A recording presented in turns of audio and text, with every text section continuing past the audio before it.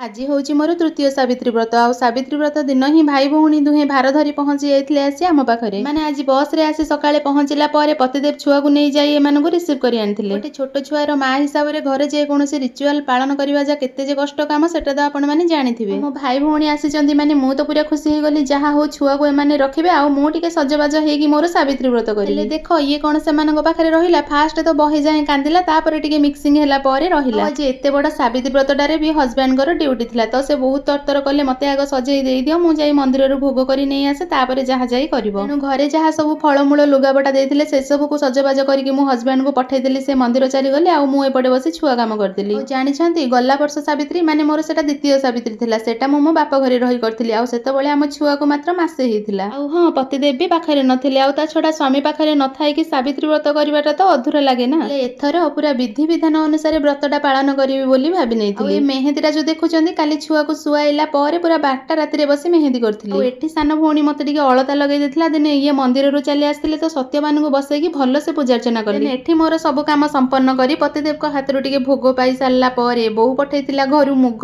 ତ ତାକୁ ତାପରେ ଭୋଗ କରି ମୁଁ ଖାଇ ଦେଇଥିଲି। ତାପରେ ଯେଯାର ରେଷ୍ଟ ନେଲେ ଆଉ ମୁଁ ଛୁଆକୁ ଶୁଏଇକି ଆସିକି ମୋର ରୋଷେଇ କାମଟା ଷ୍ଟାର୍ଟ କରିଦେଇଥିଲି। ଆଶା କରୁଛି ଆପଣମାନେ ବି ଆପଣମାନଙ୍କ ବ୍ରତ ଭଲସେ ସମ୍ପନ୍ନ କରିଥିବେ। ରହିଲି, ଜୟ ଜଗନ୍ନାଥ।